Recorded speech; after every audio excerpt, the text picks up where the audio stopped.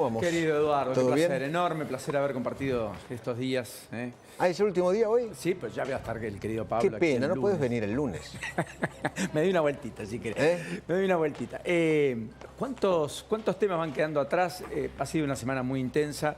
Creo que en la perspectiva lo de Milei va a ser relevante. Por supuesto, el viaje a Estados Unidos, tocar la campana en Nueva York, Mañana. con inversiones. Claro, sale mañana por la mañana temprano. Ante la ONU, discurso importante ante la ONU. El próximo martes, efectivamente, va con Luis Caputo, va con Karina Milei. Va a Wall Street, Va a tocar Wall la Street, campanita. La campanita.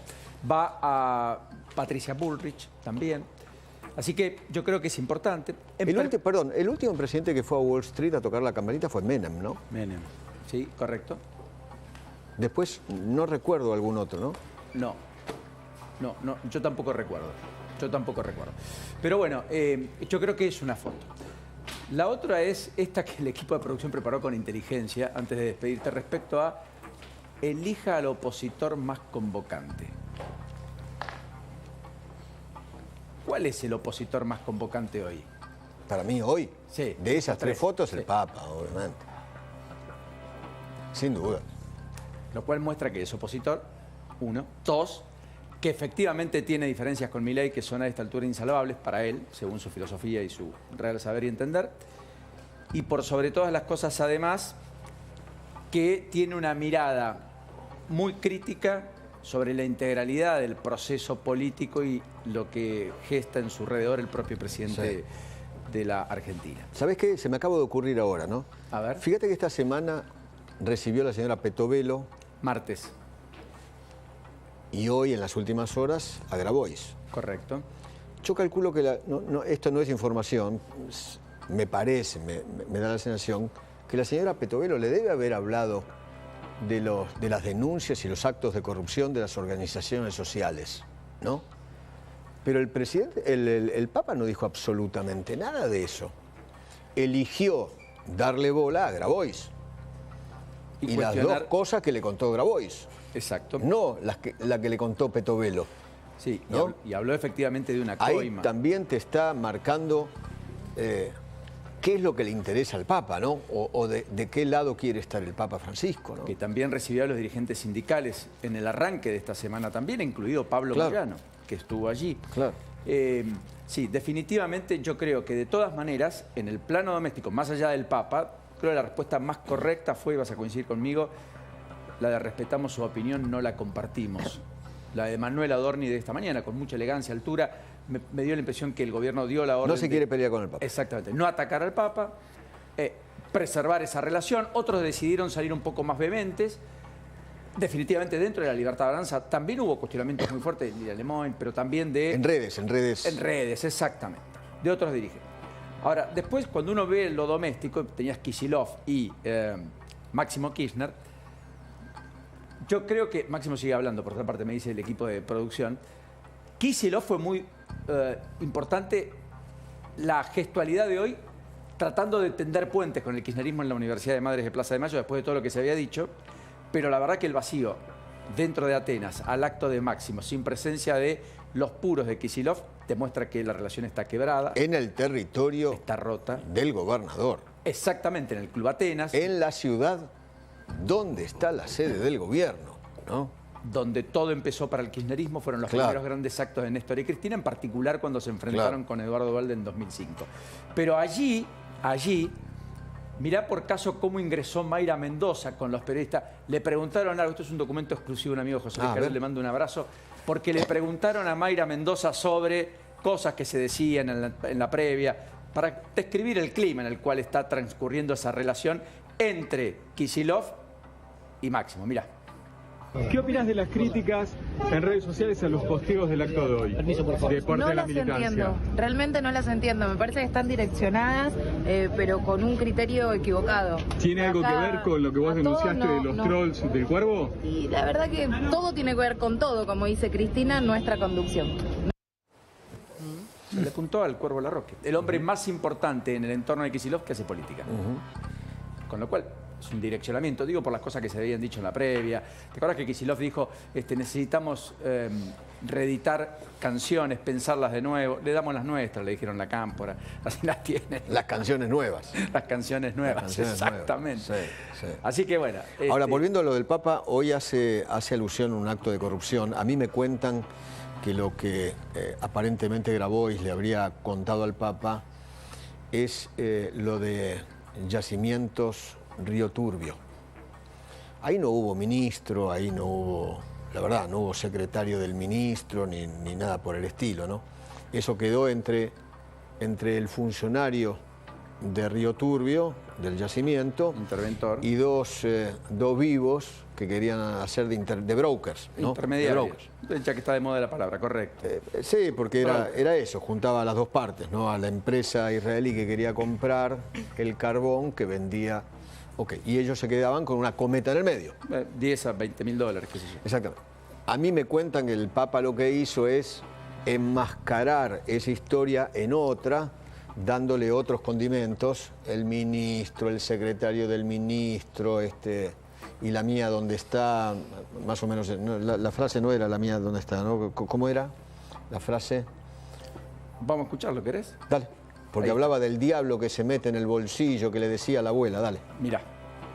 Me contaba un emprendedor internacional que estaba haciendo en Argentina inversiones de extensión de eso que ellos llevaban adelante, que trabajan muy bien y hay un buen acuerdo, que fue presentar al ministro el nuevo plan de nuevas extensiones. Y el ministro atendió muy bien y le dijo, déjemelo. Y ya lo van a llamar. Al día siguiente lo llamó el secretario del ministro y le dijo, mire, usted dentro de 2 días puede pasar, así ya le entregamos el permiso y todo. Él pasó, le entregó todos los papeles, la firma, y cuando él se estaba por levantar le dice, ¿y para nosotros cuánto? ¿Y para nosotros cuánto? La coima, ¿no? No lo leía del discurso. Esto por fuera del discurso. Él venía leyendo el discurso. Fue una decisión personalísima. Personal, de contar las dos anécdotas, ¿no? La del gas pimienta, correcto, y la de la coima. Correcto. Para nosotros, ¿cuánto? Vos es que me impacta porque si vos lo ponés a alguien de la aduana hasta ayer nomás para permitirte importar, si vos ponés en ese lugar a Julio De Vido que hablaba, pongan el 15 adelante, así se comunica a la gente. Si vos ponés todo lo que pasó con la aduana paralela en Venezuela, si vos ponés en el medio todos los elementos de los regulatorios que hacían que alguien, para destrabar las cosas, te pida justamente eso, una coima. Los 9 millones de dólares en el convento. Y el Papa no dijo absolutamente nada. La matriz que la propia justicia determinó que se convirtió a la postre en una asociación ilícita para, con recursos del Estado, producir eventualmente lavados de activos posteriores. Las coimas por las cuales fue condenada Cristina. La causa Cuadernos. Vos fijate todas las cosas. 13 años de el Papa... Nunca dijo una cosa semejante. Nunca. Nunca. 11 años, perdón. Nunca. Nunca. Y aparte una alusión directa a su país. Yo creo que Mariano de Badía dice bien, hoy en La Nación lo aparta de la idea de llegar a la Argentina este año. Había alguna expectativa. Y me da pena, porque es el titular de la feligresía más importante en la Argentina. ¿Nos guste más o no? Sí, claro, obviamente. Correcto, Eduardo. Así que yo creo que fue hoy un día desafortunado, porque podría haberlo hecho en un contexto más general. Se puso al frente de una locución personalísima sobre una caracterización del hoy que muy bien cabría, en todo caso, para el ayer inmediato sobre el cual nunca habló. Totalmente. Y lo del gas pimienta fue esto. Y con esto te despido porque muchos están reencontrando con nosotros y esto también fue una alocución directa con un mensaje político explícito. Miren. Me hicieron ver una represión, un filmado de una represión hace una semana, un poco menos quizás.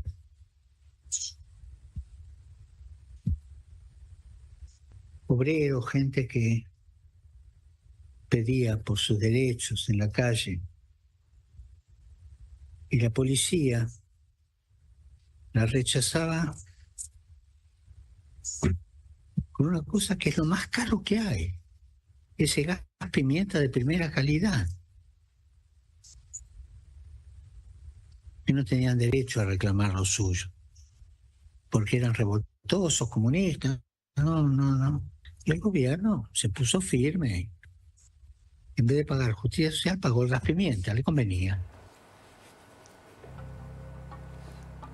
Indudablemente, ¿no? La definición política.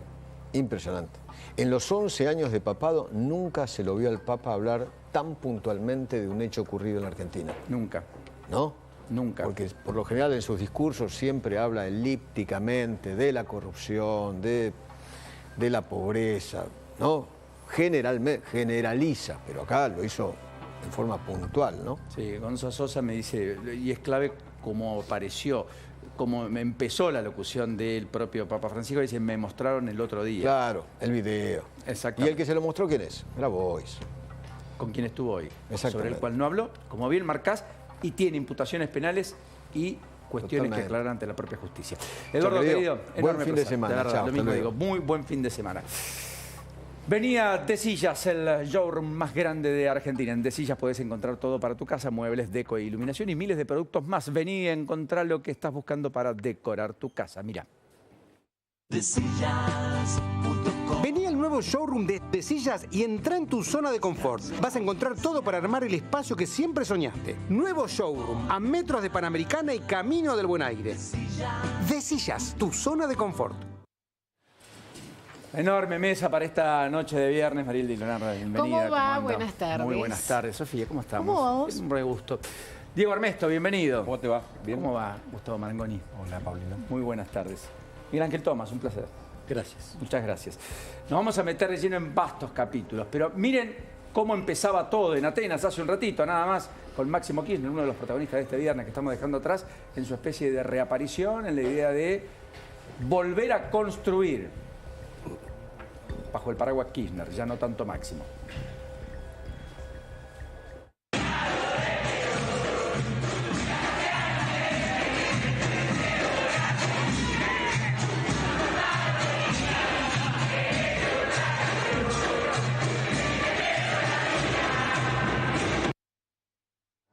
Bueno, ahí está, toma la mía, la canción, ¿no es cierto? Claro. Haciendo alusiones internas que yo creo que no está zanjada ni mucho menos y que recién empieza a construir sus primeros capítulos. ¿Cuántas frases, no? El gobierno se caía, estaba de salida y todos se borraron. El tema es que la autocrítica que se le pide nunca la hicieron ellos tampoco. Cristina fue la que lo puso Alberto Fernández, ¿no? Empezando por ahí. Perdón, y te diría que fue la primera que se borró, la primera que no ejerció, la primera Exactamente. que no tomó decisiones, no bancó, la primera que empezó con esas misivas epistolares que terminaron en la fractura explícita expuesta entre el kirchnerismo y el gobierno de Alberto Fernández y después finalmente la presidencia de Alberto Fernández en el tramo final de su mandato, donde ya no ejercía como presidente, delegando el poder Les en Sergio cuesta Massa. horrores, horrores. Nunca, jamás se escuchó una autocrítica desde ese espacio, ¿no? Sí, Máximo Kirchner también dijo no hay que ir contra el veto, es una herramienta constitucional, para algunos llamó la atención, lo que quiso decir es que hay que juntar más masa crítica para hacer política.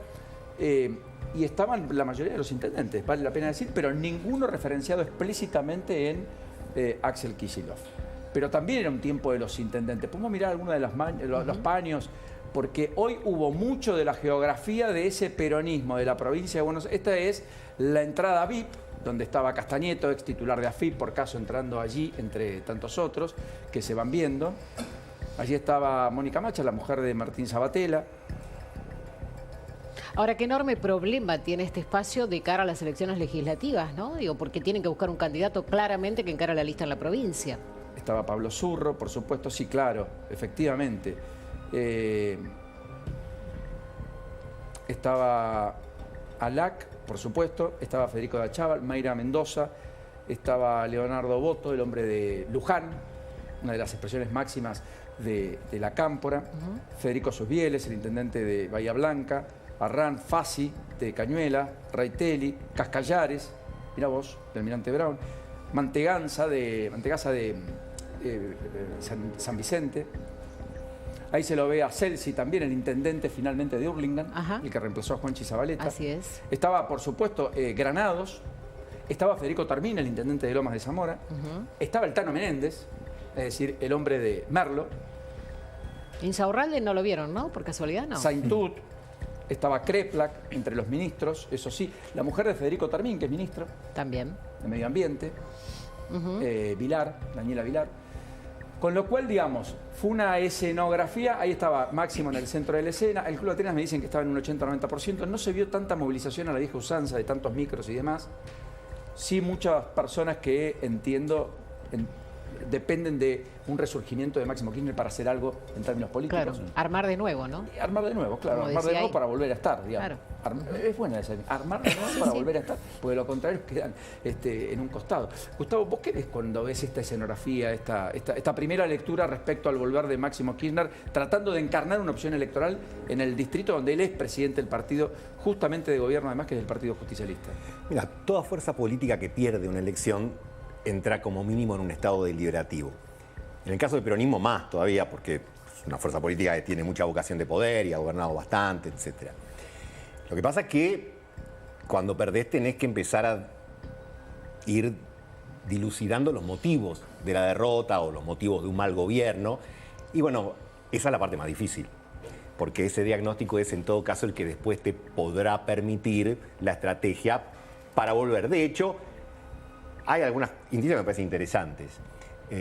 Kicillof dice, no tenemos que volver mejores, sino tenemos que mejorar para volver y tenemos que hacer nuevas canciones, había dicho, y hoy le responden, ¿no? Exactamente, lo que algo vimos por al la canción, ustedes lo pusieron recién, etc. Eso por un lado. Le prestamos las nuestras, le dije. Por otro lado, la carta de la vicepresidenta o la expresidenta en Twitter, de la cual después dio su clase magistral, contiene elementos que vos decís son interesantes, porque dice, bueno, el mercado laboral cambió, hay una alta informalidad, dice, el movimiento obrero ya no representa lo que representaba antes, porque es algo así como el 40% de los trabajadores y dentro de ese, a la vez un 40% solo tiene representación sindical, hay que ver el tema del Estado, parece, no digo autocrítica porque... Pero intentar conectar con el clima de época, decís vos. Exactamente, pero... Por un lado tenés eso y por el otro lado, cuando hay este tipo de actos, etcétera, se recupera lo más tradicional en el discurso del kirchnerismo. Y yo te diría que quien estaba ahí, digamos, fue un elemento importante en el deterioro del gobierno de Alberto Fernández. Yo te diría por el hecho, si se quiere, que terminó de sepultar cualquier esperanza de que ese gobierno diese resultado, que es cuando el acuerdo con el Fondo Monetario Internacional no es acompañado por buena parte de la bancada oficial. Voy a decir, seamos fuera de la copa. Además, ¿no? Máximo Kirchner renuncia a la presidencia del bloque para no avalar justamente ese acuerdo. Entonces, y muchos de los que estaban allí marcharon contra el acuerdo. Yo diría que hay, términos Borges diría en su cuento del sur, que es muy lindo, una discordia entre dos linajes. Yo creo que son más que dos linajes, pero hay una discordia ahí adentro, que está mucha división, y hay un tema de decir cómo pararse frente a esto. Entonces, Cristina tira algo que vos decís, che, está empatizando o está tratando de leer el fenómeno Milei, pero después, para agregarle un elemento de complejidad adicional, cuando vos ves el comportamiento de los bloques, que es, me refiero a diputados y senadores, donde Cristina tiene más ascendencia, no parece estar, digamos, muy influenciado, muy empapado de esa carta y de ese discurso. Entonces, viste... Para un viernes a la noche a lo mejor es demasiado poder procesar tanta cosa, pero te diría, hay ahí, para decirlo de una manera mucho más accesible, un bolonqui importante que en algunos es fruto de la confusión, en otros es fruto de no querer, en términos reales, revisar demasiado nada y vos decís, bueno, que se lleve la marca Alberto Fernández, que seguramente es dueño de 1000 responsabilidades, pero no de todo. No, definitivamente. No, perdón una cosa, Mariel. No estaba Ferraresi allí, que es uno de los que quiere suceder a Kicillof y que es el que arma junto al propio Kicillof. Faltaron varios intendentes importantes del interior de la provincia de Buenos Aires. O sea, Máximo aglutina, pero ya no es el denominador común y el eje sobre el cual se construye tampoco siquiera el peronismo bonaerense. Digo, acá está Miguel Ángel, que tiene mucha más autoridad que yo por muchos motivos, porque conoce más, etcétera. Pero diría, el peronismo no funciona como la socialdemocracia sueca, que se reúne en un teatro, un congreso, y los convencionales, la mayoría y la minoría piden la palabra, votan, etcétera. Se da históricamente, después cada uno le gusta, no le gusta, pero se da de esta manera, donde vos tenés que empezar, como hacen ustedes, a decir, che, pero fulanito no estuvo. Y menganito estuvo, pues se fue a la mitad.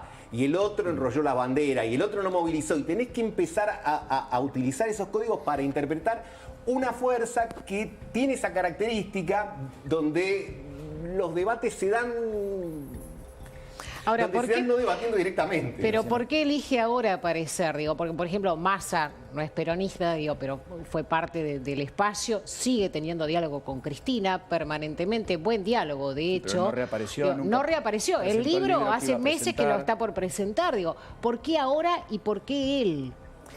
Bueno, yo creo que si uno toma desde el 83 hasta acá, todos los procesos políticos que hubo, a los que le fue bien en el mejor momento que le fue bien, en las legislativas tenían 43, 44% y en las presidenciales un 50%. Pensemos, el Alfonsín del esplendor de su gloria, año 85, 43, me ayudarán ustedes, sacó en la intermedia.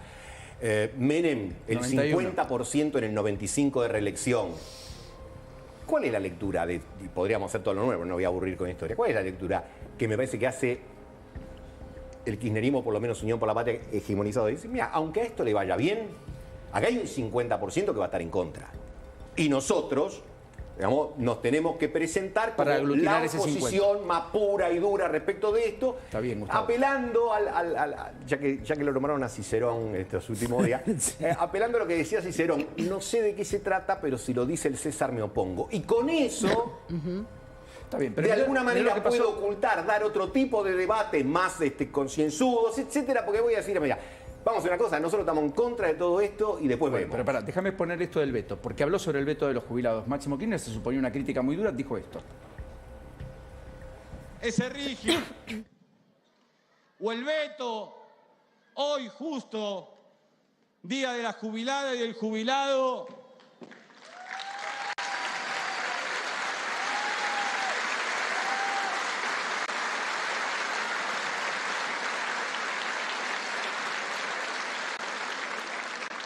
ese veto con el que no hay que enojarse, compañeros y compañeras. El presidente actual es un presidente elegido por el 56% de los votos el 22 de noviembre y el veto es una facultad constitucional. Hay que dejar de patalear. Hay que ponerse a construir, a seguir construyendo, a organizarse.